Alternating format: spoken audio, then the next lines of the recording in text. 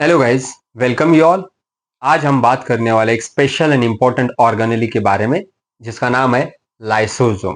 Okay, सो lysosome जिसे suicidal bag के नाम से भी जाना जाता है, उस लाइसोसोम के बारे में आज हम पढ़ने वाले हैं। उसके इन डिटेल स्ट्रक्चर और उसके फंक्शंस के बारे में आज आज के इस लेक्चर में हम पढ़ेंगे। ओके, सो चलिए शुरुआत करते हैं लाइसोसोम के बारे में। तो लाइसोसोम जो है एक सिंगल मेम्ब्रेन बाउंड ऑर्गेनेली है। ओके, जिस तरह एंडोप्लाज्मिक रेटिकुलम या गोल्गी कॉम्प्लेक्स थे, उसी तरह लाइसोसोम भी एक सिंगल मेम्ब्रेन बाउंड ऑर्गेनेली है।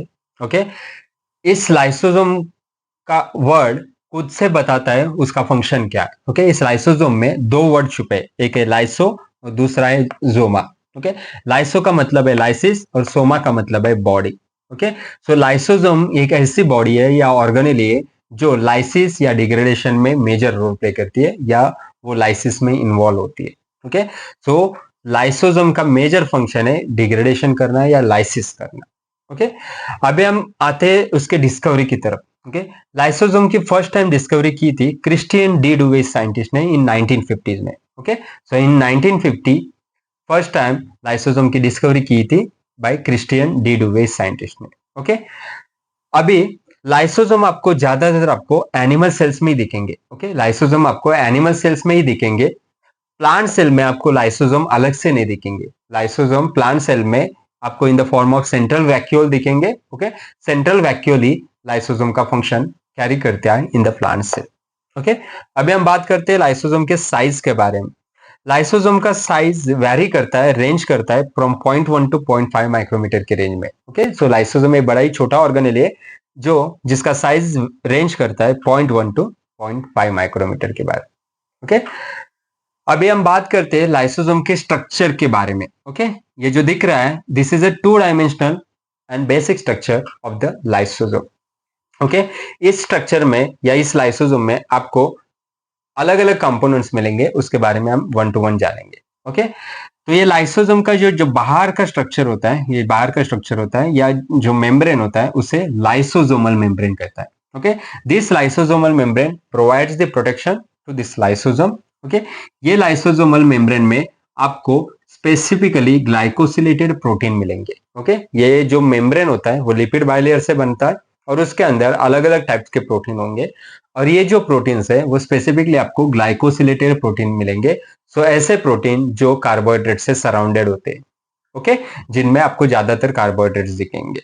ओके, स्पेसिफिकली उसमें भी स्पेसिफिकली आपको लाइसोसोम के मेम्ब्रेन के अंदर दो तरह के प्रोटीन मिलेंगे, एक है लैम्प और दूसरा है लिम्ब।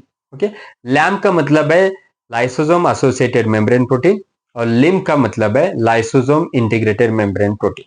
ओके, ये जो फर्स्ट है लाइसोसोम एसोसिएटेड मेम्ब्रेन प्रोटीन, ये लाइसोसोम को इनर इनर साइड में आपको दिखने को मिलेंगे जो लाइसोसोमल मेम्ब्रेन से अटैच मिलेंगे। ओके, ये लाइसोसोमल मेम्ब्रेन से अटैच रहेंगे, इनसाइड रहेंगे। और दूसरा जो है लाइसोसोम इंटीग्रेटेड मेम्ब्रेन प्रोटीन, ये आपको लाइसोसोम मेम्ब्रेन के अंदर एम्बेडेड मिलेंगे, लाइसोसोम के अंदर आपको दबे हुए मिलेंगे। ओके, सो ये हो गए दो तरह के प्रोटीन, लैम्प और लिम्ब जो है ग्लाइकोसिलेटेड प्रोटीन। ओके, सो इस तरह हमने लाइसोसोम के मेम्ब्रेन के बारे में हमने पढ़ा। ओके, अभी इस लाइसोसोम के मेम्ब्रेन के अंदर क्या होता है उसके बारे में हम पढ़ेंगे। सो यहाँ पे आपको दिख रहा है लाइसोसोम के अंदर आपको अलग अलग टाइप्स ऑफ एंजाइम्स और प्रोटीन मिलेंगे जिसे हम डाइजेस्टिव एंजाइम कहते हैं।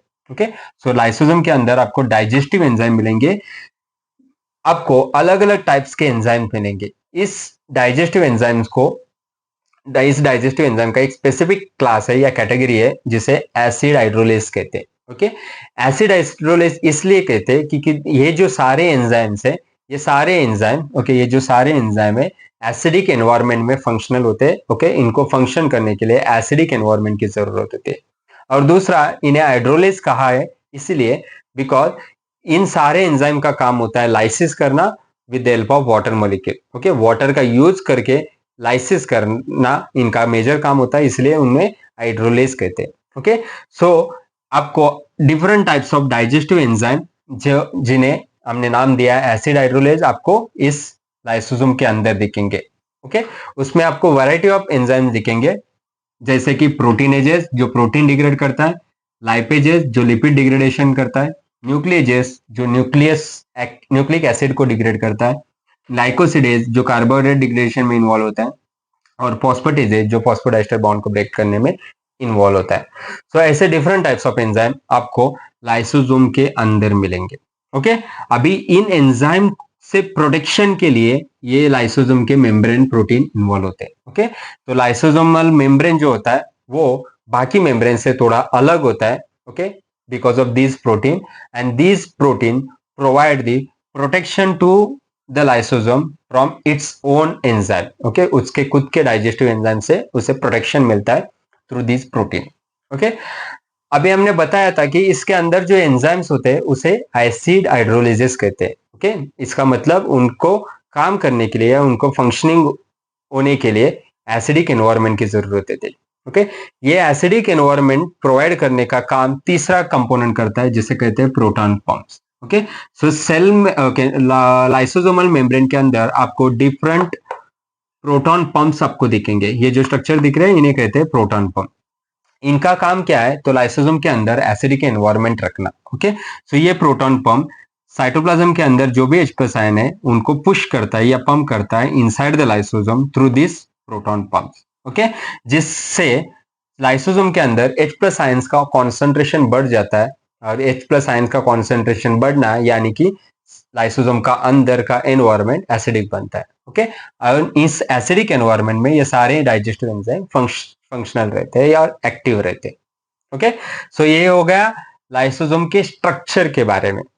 अभी हम बात करते हैं उसके फंक्शंस के बारे में। ओके, तो lysosome variety of functions perform करता है, उसके बारे में हम 1 to 1 जानेंगे।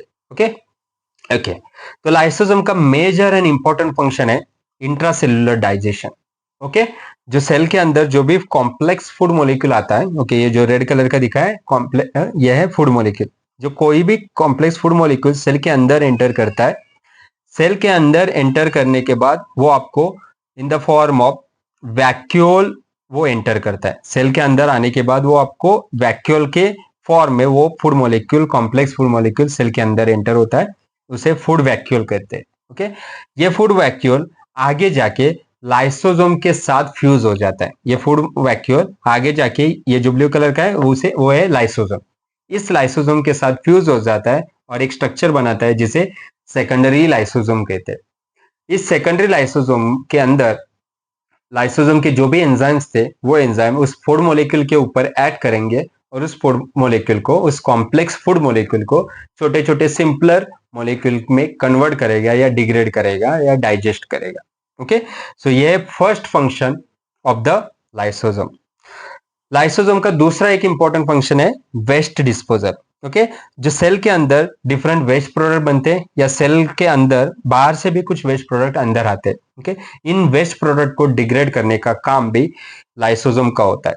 ओके, जिसमें लाइसोसोम इन वेस्ट प्रोडक्ट के साथ फ्यूज हो जाता है, इस वेस्ट वैक्यूल के साथ फ्यूज हो जाता है, और फ्यूज होने के बाद सेकेंडरी लाइसोसोम बनाता है, जिसमें एंजाइम्स ऑफ द लाइसोसोम उस वेस्ट के ऊपर एक्ट हो जाता है और उस वेस्ट मॉलिक्यूल को डिग्रेड करते हैं into simple shorter molecules. Okay, यह है दूसरा फंक्शन ऑफ द लाइसोसोम। अभी हम बात करते लाइसोसोम का एक वेरी इंपॉर्टेंट मेजर फंक्शन के बारे में, जो है डिफेंस।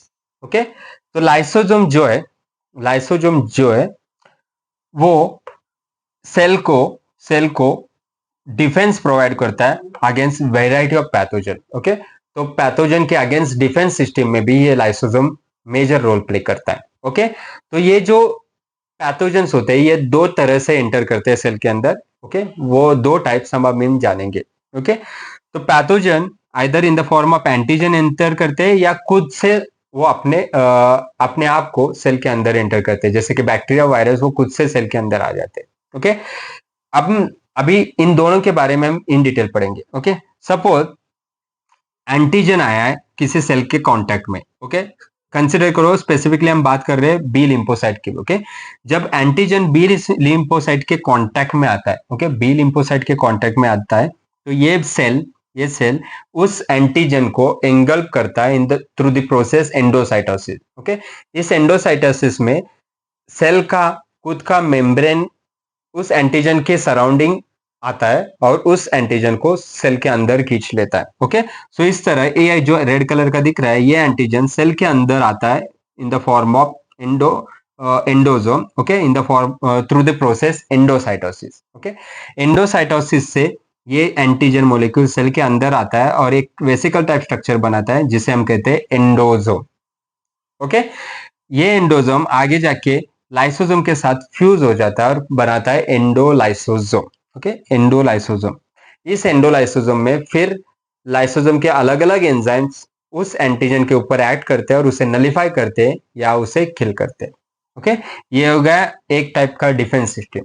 अभी हम बात करते हैं दूसरे टाइप के डिफेंस सिस्टम के बारे में, जिसमें जब सेल के कांटेक्ट में, ओके, सेल स्पेसिफिकली हम बात कर रहे हैं व्हाइट ब्लड सेल यानी डब्ल्यूबीसी के बारे में, जब बैक्टीरिया और वायरसेस जो कि पैथोजन है, ये पैथोजन जब डब्ल्यूबीसी के कांटेक्ट में आते हैं तब ये व्हाइट ब्लड सेल उस पैथोजन को एंगल्फ करता है। ओके, उस प्रोसेस को करते हैं पैगोसाइटोसिस। सो पैगोसाइटोसिस इस प्रोसेस के थ्रू डब्ल्यूबीसी उस बैक्टीरिया पैथोजन को एंगल्फ करते हैं और उसे वेसिकल के फॉर्म में अंदर खींच लेते हैं। और ये जो वेसिकल टाइप ऑफ स्ट्रक्चर बनता है कि जिसमें वो पैथोजन होता है, उस स्ट्रक्चर को कहते हैं फैगोसोम। ये फैगोसोम फिर लाइसोसोम के साथ फ्यूज हो जाता है। ओके, ये फैगोसोम फिर लाइसोसोम के साथ फ्यूज हो जाता है और बनाता है फैगोलाइसोसोम।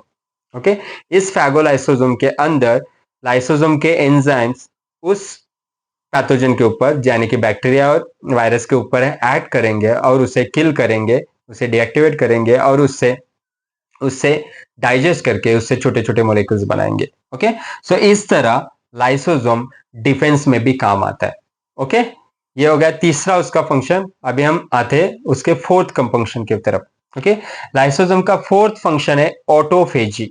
ओके, ऑटोफेजी सेल का बड़ा ही इंपॉर्टेंट फंक्शन है, जिसमें अगर सेल के अंदर जो भी अलग अलग ऑर्गेनेलिज होते हैं या डैमेज्ड पार्ट्स होते हैं, ओके, कंसिडर करो ये माइटोकॉन्ड्रिया, ये रेड कलर, अगर वो डैमेज्ड हुआ है तो सेल को उस डैमेज पार्ट को निकालने की जरूरत होती है। ओके, सो सेल को हेल्दी रखने के लिए। ओके, तो सेल क्या करता है, सेल के अंदर ये जो लाइसोसोम होता है वो लाइसोसोम उस डैमेज्ड ऑर्गेनेली को एंगल्फ करता है। ओके, सो यहाँ पे भी फैगोसाइटोसिस फिनोमिना ही है, हो रहा है। ओके, सो सेल के खुद के ऑर्गेनेली को जो डैमेज्ड हुआ होता है उसको ये लाइसोसोम एंगल्फ करता है। ओके, इसलिए ये जो स्ट्रक्चर बनता है उसे ऑटोफैगोसोम कहते हैं। ऑटोफैगोसोम इसका मतलब खुद के ऑर्गेनेली को वो एंगल्फ कर रहा है। यहाँ पे पैथोजन को एंगल्फ कर रहा था, बट यहाँ पे खुद के ऑर्गेनेली को वो एंगल्फ कर रहा है, इसलिए जो स्ट्रक्चर बनता है उसे ऑटोफैगोसोम कहते हैं। फिर ये ऑटोफैगोसोम जब लाइसोसोम, ओके, ये फिर जो लाइसोसोम के साथ जब फ्यूज होगा तो जो स्ट्रक्चर बनता है उसे कहते हैं ऑटोफैगोलाइसोसोम। ओके, फिर इस ऑटोफैगोलाइसोसोम के अंदर अलग अलग एंजाइम्स जो लाइसोसोम के होते हैं वो उस डैमेज्ड ऑर्गेनेल के ऊपर एक्ट होंगे और उस डैमेज्ड ऑर्गेनेल को डाइजेस्ट करेंगे या डिग्रेड करेंगे या लाइज करेंगे into simple simple molecule. Okay, so ये हो गया another major important function of the lysosome. ठीक है, अभी हम बात करते the last and very important function of the lysosome, that is apoptosis. Okay, तो लाइसोसोम एपोप्टोसिस में भी इन्वॉल्व होता है। एपोप्टोसिस जिसका दूसरा नाम है प्रोग्राम्ड सेल डेथ। ओके, जिसका दूसरा नाम है प्रोग्राम्ड सेल डेथ। ओके, कभी कभी सेल अगर एक्सटेंसिवली डैमेज हुआ है या सेल हुए होंगे, ओके, जो एजेड सेल होते हैं या सेल अगर एक्सटेंसिवली डैमेज हुए होते हैं उन सेल को हटाना भी जरूरत इंपॉर्टेंट होता है। ओके, उसके लिए लाइसोसोम मेजर रोल प्ले करता है। ओके, उस डैमेज सेल को किल करने के लिए या इस डैमेज सेल को डाइजेस्ट करने के लिए ये लाइसोसोम काम आता है। सपोज ये एक डैमेज सेल है, एक्सटेंसिवली डैमेज सेल है, तो उस डैमेज सेल में लाइसोसोम है, तो लाइसोसोम का जो सेल मेम्ब्रेन वो ब्रेक हो जाता है और लाइसोसोम के अंदर जो सारे एंजाइम्स है, डाइजेस्टिव एंजाइम, वो साइटोप्लाज्म के अंदर आ जाते हैं। फिर वो ये सारे एंजाइम पूरे सेल के जो भी ऑर्गेनेलिज है उस सारे ऑर्गेनेलिज को डाइजेस्ट करना स्टार्ट करता है।